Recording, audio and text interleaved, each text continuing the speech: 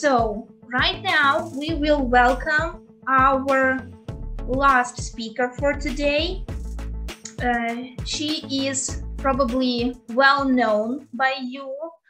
I watched Tatiana's webinars a lot when I was still teaching actively at school before I started working for linguists. So hopefully you will get a lot of new ideas, a lot of fresh thoughts from her. And Tatiana, the floor is all yours. Have fun, and I will see you all for our Q&A session, for our quiz at the end. Okay, hello everyone. I just realized that I'm not quite visible. I guess I am now, right? Thank you, Jana, for such a nice introduction. Wow, I didn't know you were listening to my webinars. Now I feel a little bit older than I am. Anyways, hello everyone, and I'm really happy that there are so many people, even though the weather is great and most probably it's your free time after all the teaching. But yeah, thank you for joining us today, and I was really enjoying all the sessions. I already told the girls that I was planning to go and wash up the dishes, but I couldn't stand up and only had 15 minutes of a break as you did. From me, today we will talk about positive psychology in communication, and this topic, as I already understand, is very much linked to the topic of the previous speakers from National Geographic Learning, Irina Malerova, and Publications, Victoria Kolesnik, because I will be still talking about emotional development, as this is the most crucial topic these days, and we see how influential it is. Okay, presentation, move. Before we go to the topic itself, I will be very thankful, and the whole linguist team will be very thankful if you share a word about us for those who would like to register for the second and the third day of the conference tomorrow and the day after tomorrow. So you can take a screenshot of the session or take a selfie of the session and tag us on our social media. You see the tags here on this slide, because Diana and I already did, and we will be really thankful if you do too. I will slightly remind you about the certificates. You will receive your certificates, and you will also receive the program of the conference together with the certificate. These are the authorized certificates for using them in your professional development evidence. You will receive them within 2 working days after the conference, after this particular day of the conference. How will it happen? You will get a thank you letter. There will be a feedback form, which we will kindly ask to fill out. And there will be a certificate folder, a link to the folder with all the certificates. There you will find your name, the certificate with your name. It will be signed with your name that you put in Zoom registration, and you will be able to download the certificate again in 2 days after the conference. So please be patient. After that, you will receive everything shortly. Coming back to positive communication and positive psychology in communication. Our agenda for today: what is positive communication? Why is good communication important? Positive communication skills, some examples, techniques to foster positive communication, and some useful activities and tools. I will try to spend as little time as possible for all the theory, because I'm a big fan of theory lately after having another university experience. and jump faster to the activities and tools. Before we go, I will ask you to go to Slido once again. You can see the QR code on the screen. You can just scan it, or you can go to slido.com and type in the numbers you see on your screen.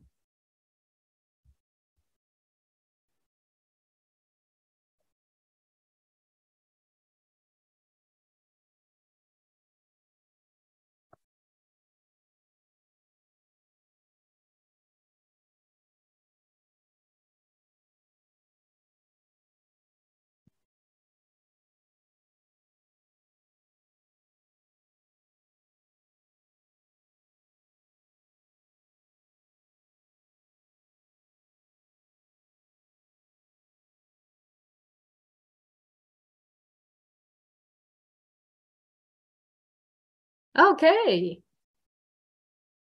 It's so nice to watch how this is happening. Love these Slido visualizations, and they are super easy to use, by the way. We're doing it exactly for you to try out and maybe use with your students later.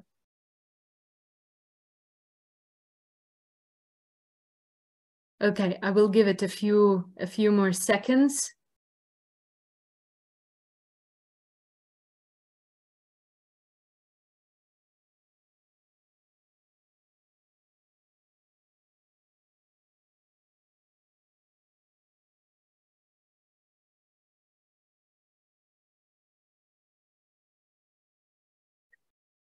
Right, so no wonder most people wrote English.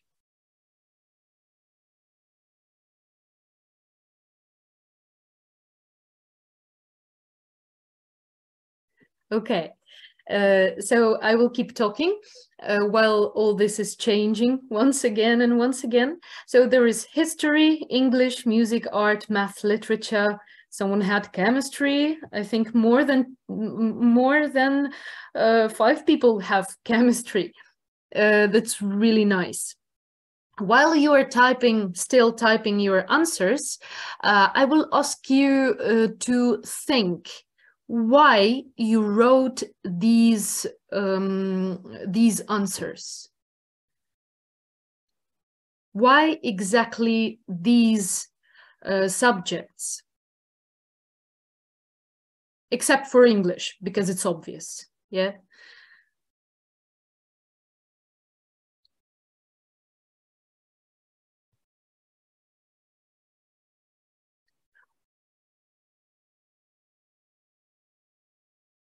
Okay, some people are typing in the chat. So, someone is typing in the chat why.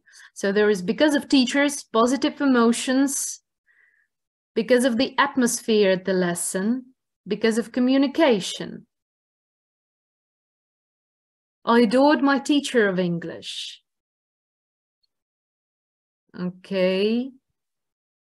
Positive emotions that teachers give. Because of the teachers.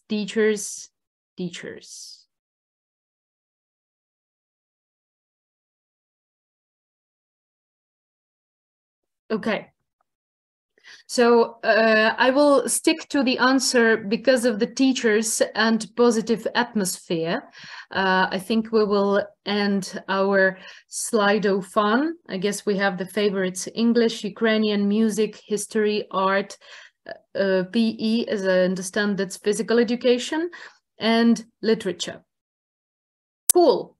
Moving on. Why teachers? Yeah, why these lessons? Mostly because of the teachers and positive atmosphere. And there is a great saying by Gallo, people will forget what you said, people will forget what you did, but people will never forget how you made them feel. For me, for example, my favorite subjects at school, first of all, would be physics, even though nothing in my life is connected to physics except for it surrounds me everywhere. But yeah, it was physics, and it was art. English would be the last one, I suppose. Physics, math, and art. Why? Because of the teachers, and because of the atmosphere, and because of how I felt, and this is the most important, how I felt during these lessons. And I felt super cool, you know, I felt super motivated. I felt like I can complete every task, and I can succeed in every task, because teachers would always give some proper feedback, and would create the atmosphere for everyone, that anyone can succeed. And how does it happen? Because of the positive communication. And what is positive communication? First of all, let's see what it's not. Positive communication and positive psychology, and being positive, it's not about you know, some positive pictures we see these days, like starting from the commercials on the American TV, where there is super positive family, or feeling good and smiling. No, positive psychology is completely not about feeling good and smiling. Sometimes it's all about feeling bad, but understanding why and how you feel that, and what to do not to feel that if you don't like it, and go through it properly. So positive psychology is a branch of psychology that focuses on the development of individual strengths instead of weaknesses, as you can see on the slide. And instead of placing the focus on the mistakes or on the components of mental illness, like emotional instability or depression, positive psychology focuses on how the positive events in a person's life form their identity. And of course, negative emotions also form our identity. But you can tell when a person has a positive identity, which means that this person is focusing on the positive events in their life as more helpful, as more identifying. Yeah, this is said by Peterson. One of the most important components of a positive environment is well-being. It increases in students' well-being have been shown to increase the quality and quantity of students' learning, as a more positive mood boosts attention and motivation in students. And this is according to the research, and we can tell that it works in our classroom as well. What are the components? Positive emotions, positive traits, positive institutions. I will try to explain what it is further, but I guess it's understandable what's positive emotion and what's positive trait, like being fair, being honest, being kind, empathetic to others, and so on. Positive institutions are the institutions that create this atmosphere in which these particular emotions and traits are promoted, first of all. And we often feel that at school, what we promote at school is sometimes competition between students, and it's in the first grades it's not the best thing, or students being subordinates, students being obedient, students being quiet, and things like that. The main focus should be on students being positive and, well, sociable. How to do it? My favorite questions instead of telling. Asking questions is really important, starting from the very early stages, and compare the outcomes here. We have a teacher and a lot of kids, and the kid says, "I've got an idea," and the teacher really knows that this is a very bad idea. It's not going to work. But shall we tell the students at once it's not going to work? For example, I've got an idea. Why don't we all go for a walk in the middle of winter instead of learning English? Yeah. If I say it's not going to work, then a student feels that, okay, this is a bad idea. I'm not sure I want to share my ideas anymore. But if we tell the students, okay, tell me more about this, like this teacher with, I've got an idea, tell me, how do you think it's going to work? And the student might start explaining how it's going to work. And on the way, most probably, if this is a really bad idea, the student will understand that, okay, it's not gonna work. Yeah. So asking a question in such a simple way turns your negative feedback into a positive question, right? Into just a neutral question with positive outcomes, because the student can teach himself or herself a lesson while asking and answering a question, and especially answering a question that you ask. So let your students develop their ideas and have fun and have their own lesson, even if the ideas are not going to work. Negative feedback in a positive way. This is the second. Yeah, the first was asking questions instead of telling. Now, negative feedback is in a positive way is better than positive feedback in an ignorant way. What does this mean? Again, we have our teacher and a class of students. And one student, our favorite yellow t-shirt student, says, I wrote a story. And we answer, great job. How does it make you feel? Yeah. When you think about your work, I made a report and I have an answer, great job. Yeah, keep up, excellent. This is a kind of ignorant feedback we all very often use because we might be tired or something else. But when you are interested, really interested in this great job, you would rather tell your student that, okay, I read your story and this particular sentence made me smile, and this particular part made me cry in your story. Yeah, if it's very young learners, like the way you wrote this letter made me understand and make sense of what you wrote. Yeah, made sense of the word.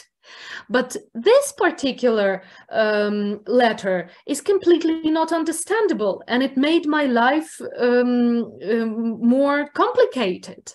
So if you want to make my life easier next time, so I can read what you've written, please make sure to work out with this letter. But yeah, of course, we can give this feedback in the native language to our students, but the point here is to make it individualized, personalized feedback, right? And the third point, we had questions instead of telling, better negative feedback than ignorant feedback, and we statement rather than I statement. What does it mean? We statement makes your classroom a team, excuse me, together with you. So again, we have our favorite teacher and a lot of kids, and the teacher says, I will show you how something works. Yeah, and this information comes from you directly. Like, this is only important for you, not for kids. But if you want to make it work as a team, try to avoid such formulations. I personally use a lot of these formulations, but I'm trying to reduce them all the time with my students and with people I work with. But yeah, this is, let's discover, let's do something together, let's look into this, but not I will show you, I will present you, I will tell you how it's done. This is me, I'm the example, right? So this will give them more freedom, and it's not about the words and formulation, but about the whole approach. Yeah, doing something all together and doing something as it's every time new. Like grammar is every time new for you, because for kids it's new and you're going to discover it every time with them. Rediscover. And very important is to listen, to connect, ask questions that you don't know answers for. Yeah. For example, a question, which question is more interesting and makes you think more? First, what is better, to feel happy, to lie to someone and to feel happy together with this person, or to tell someone some disappointing news and to feel upset together with this person? And there we have debate, right? Sometimes it works, sometimes it doesn't. So you don't really know the answer to this question. Or if it's with very young learners, ask them, you show them a picture in a book, and you ask them, okay, what does this dog think about? What is this dog thinking about at this particular moment? You don't know the answer. You have no idea, because this is a picture. But students can go creative, and there are no wrong answer. When you feel like there is the right answer to everything, you cannot discover new things. So let them ask your students questions which you don't know answers for. What if questions for your students to develop strategic thinking. But that's a little bit later than in primary classroom, if it's in English language. Redirecting the conversation. As I showed you with, I've got a great idea. Oh, tell me how it's going to work. This is redirecting the conversation. Why is good communication important? One of the of my favorite things is to now research on how really brain works depending on the mood. And when there is good communication, our brain produces a lot of oxytocin. And Bolton calls our ability to communicate well matter of life or death. Our personality development and mental and physical health are linked to the caliber of our communication. And this is, again, according to the research. Depending on our communication, we have all the moods. And if we have good mood, we have enough oxytocin that actually makes us happy and alive. He states that low-level communication leads to loneliness and distance from friends, lovers, spouses, and children, as well as ineffectiveness at work. And it's all hides in this communication. So starting building it in a positive way from the very early stages of students' life is crucial. Positive communication skills, what are they? First, verbal positive communication means that you are really listening, that you are really into the story someone is telling you. You're empathetic, how it's done. You quiet your mind, yeah, you're not thinking about your own problems. You focus on another person speaking. So you low down the level of your thoughts to really hear what another person is going to tell you. Listen to them fully and openly. Listen through the words. Listen to each word and how they connect to each other, but also listen what's behind the words. Avoid interrupting when they are speaking, and use your own words to reflect back what you heard them say, including the emotional content of the message. What does it mean? You can repeat to a person what they said and say, is it right? What I heard is that you feel sad, I don't know, sad about the fact that your mother doesn't give you ice cream. And it makes your partner think about it. But also it makes you a good listener and really interested in listener, especially when you focus your conversation into the feelings. Nonverbal positive communication. It's about eye contact, right? When there is no eye contact, it's really hard to communicate to a person. So I'm trying to keep eye contact with the camera, knowing that somewhere from there you're looking most probably into my eyes while I'm talking, maybe sometimes on the slide, but then again back into the eyes. This is what makes the real connection. Then body and facial orientation. If you sit, I don't know whether I'm visible because I don't see myself, but if you sit like this, yeah, most probably you're closed. So make sure that your body is open to another person with whom you are talking, and your face is not making faces.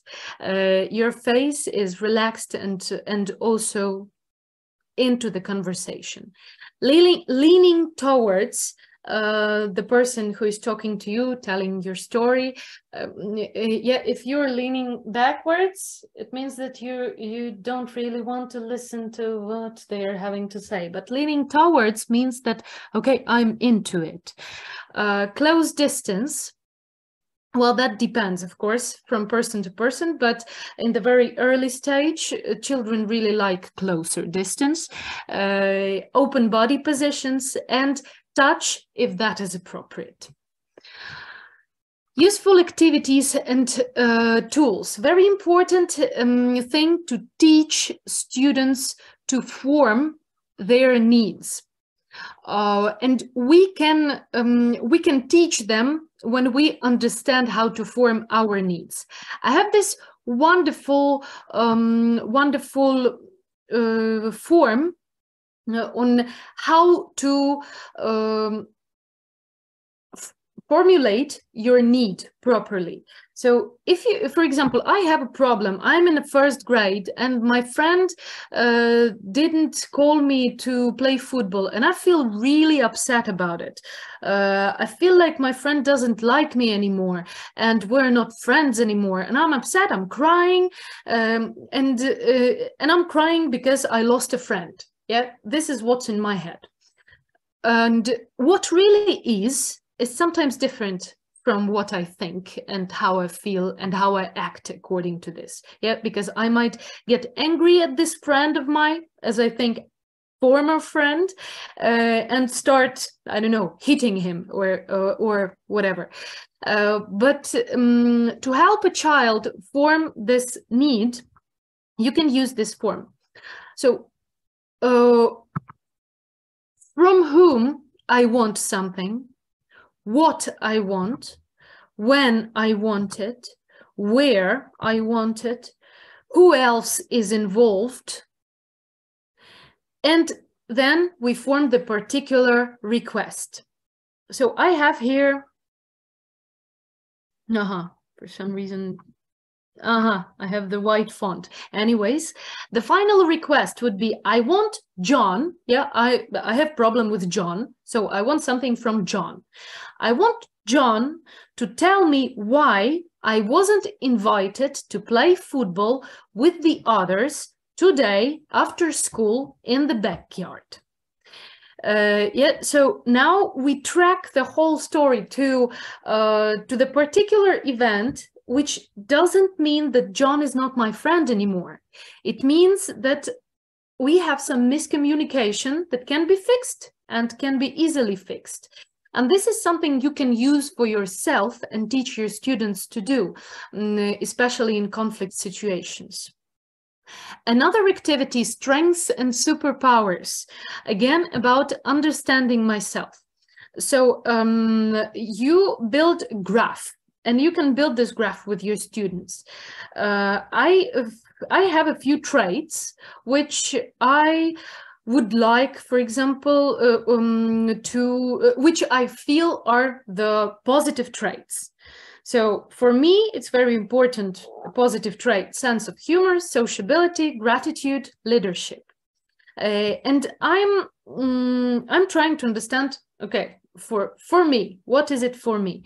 I feel like my sense of humor has 9 points, sociability has 3 points, gratitude 5, and leadership 8. Yeah, this is what I'm aiming at, and how do I use them currently? Currently, I'm using them, maybe gratitude is okay, but the rest is not in a very good state, as I feel. So I have to work on some particular parts of my traits and develop them. You can do it with your students as well, and have a personal graph for everyone, and maybe make a list of activities how to develop this graph during the lessons or outside the lessons. What do you notice when you look at this graph? You think, what do you notice when you take a look at it? Overall, how would you consider your strengths to be useful in this particular context? Which strengths could be used more and how? Which strengths leave little or no room for expansion? What could you do to start using your strengths more in some particular context, whether it's an English lesson or a football game or anything else? Another one is value. Ask yourself, that's again for you as a teacher to think, in a world where you could choose to have your life to be about anything, what would you choose? Yeah, and this is how you identify your particular value. You can do it with students in a much easier way. Like, what is the most important in life, or your most favorite thing?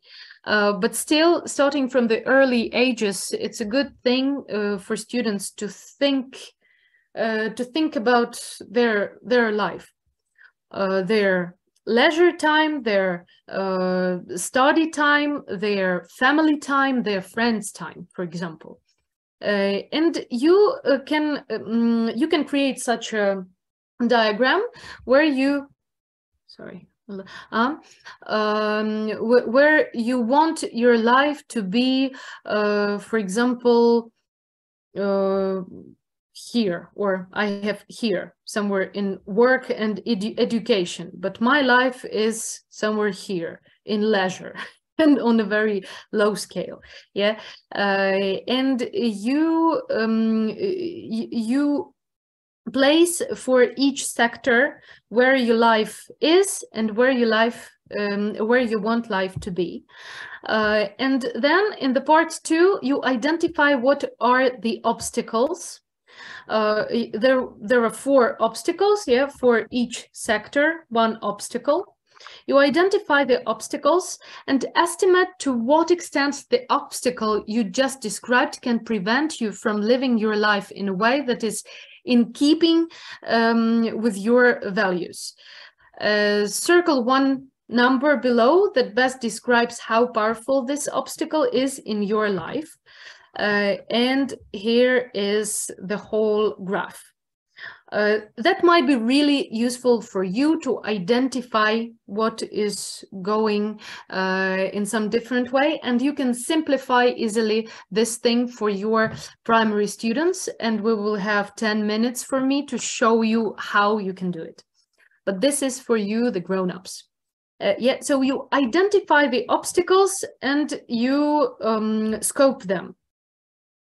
How this obstacle prevents you from getting to where you are in your life.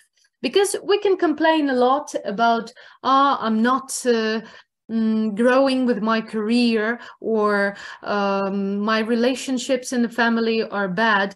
But when you identify the actual obstacle, scope it, and realize what you can do with it in the third part, yeah, we have a valued action plan for each sector which you chose. For education, to overcome this obstacle, I need to do, and you have a list.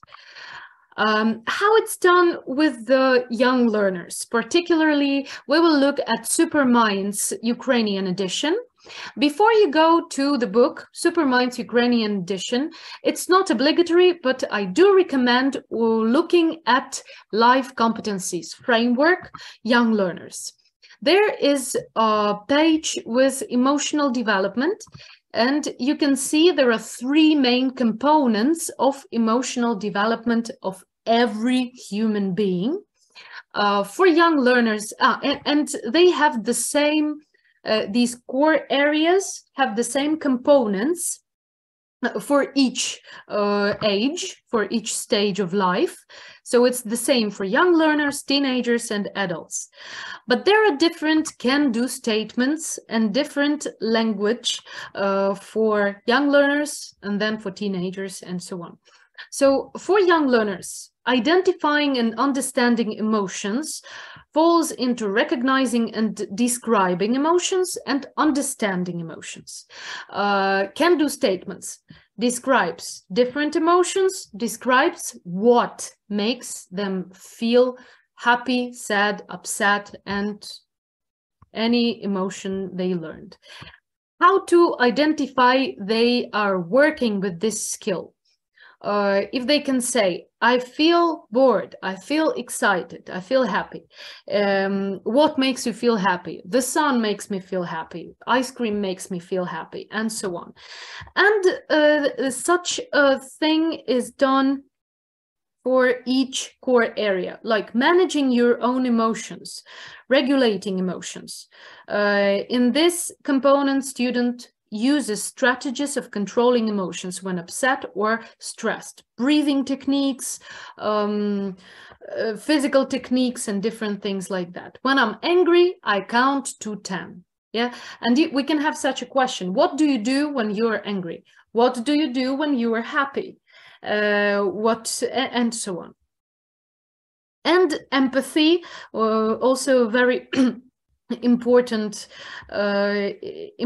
skill, and we can have a look at how exactly we can develop those. So in the emotional development as a life competency, the foundation layer of life competency, we have this core area, managing own emotions.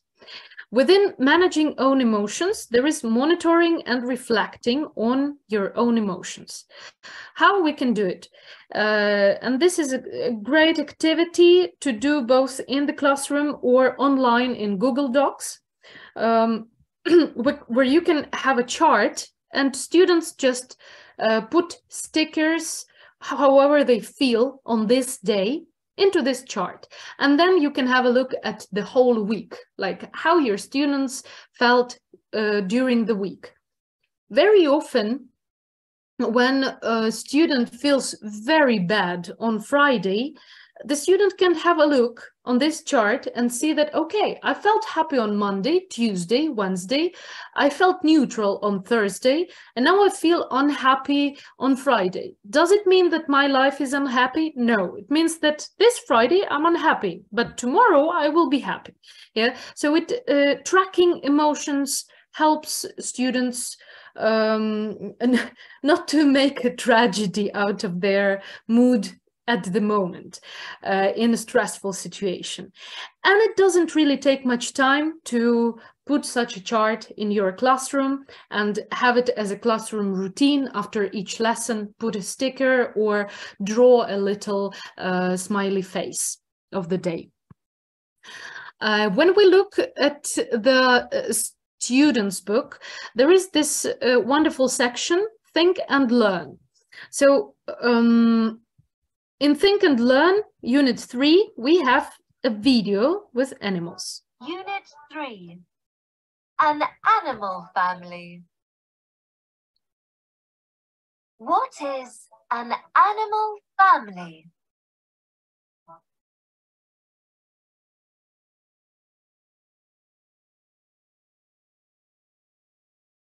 Look at the dogs.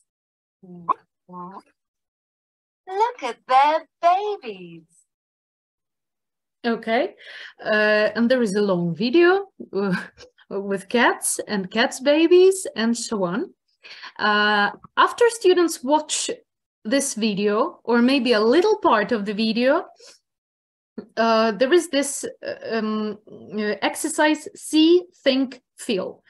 This is in the core area, identifying and understanding emotions.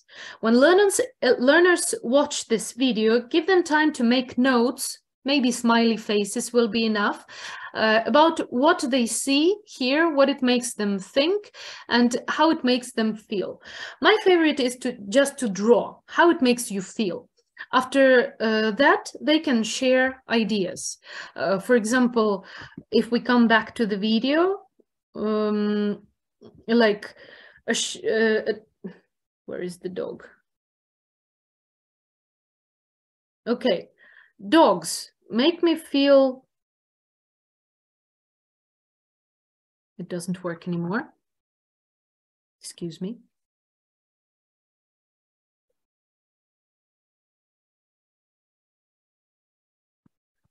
Well, that should have happened at the end of the session. I'm sorry for that. All right. So dogs make me feel happy, or sheep make me feel sad, and so on. Another activity would be in the same unit, Unit 3, there is a task to ask your partner and to think yourself, what is your favorite animal? And there are several animals. Then what is your favorite color? And put your favorite color. Then what is your favorite food? And put your favorite food, and then the same about the partner. And this is the activity from the book, which helps your students understand each other. Like, I like dogs and Ivan likes cats. I like blue and Ivan likes pink. And it doesn't mean we can't be friends. It just means that we're different and we're like different things. And then what makes you happy? Yeah, and we can find something in common. All right, excuse me for this delay with the presentation. I will try to I will try to maybe close it and start it again. Maybe I will take just a few minutes more. Sorry for that.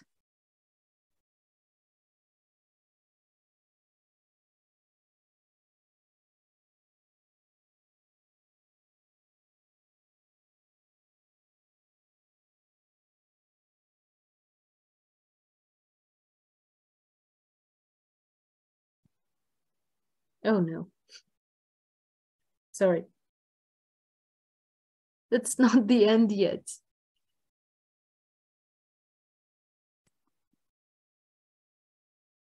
Okay, it's back.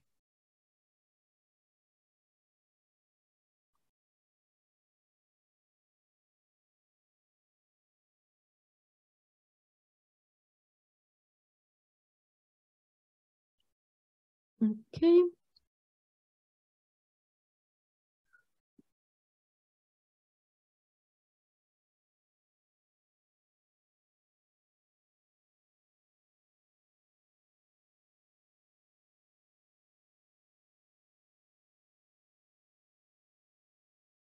All right. Let's try again. Of course, it's going to show everything. I'm really sorry for this.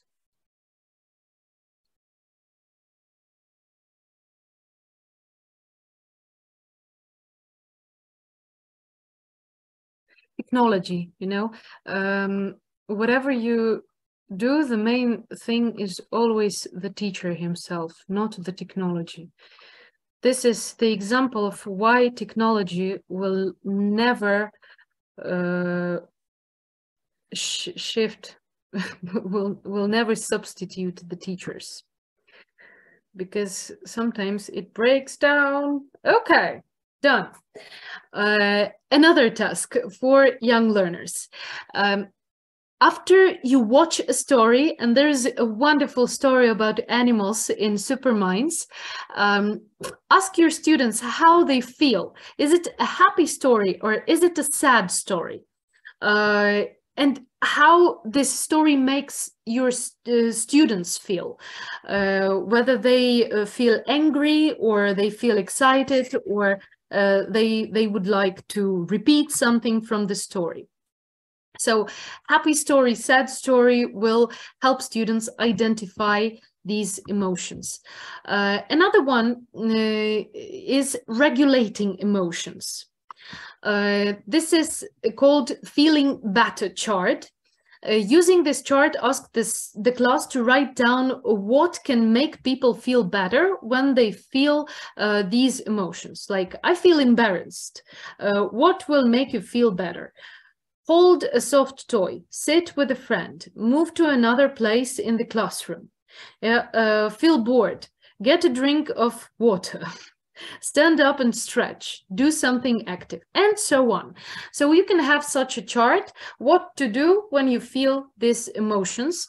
And this will show your students that whatever they feel can be fixed if they don't like it. Another one, the one I told you about, here is the favorite thing. And there is a little survey that your students draw in their notebooks, and then make a class survey asking questions to each other. And at the end of the lesson, to develop their ability to be empathetic and to build relationships, you can have this question at the end of the lesson: who did you help today? And students should think, okay, I helped this friend of mine to draw a chart, and I helped everyone because I answered their questions. I helped them to complete the task. Yeah. So this will make your students understand that, okay, they are helpful and someone can help them as well.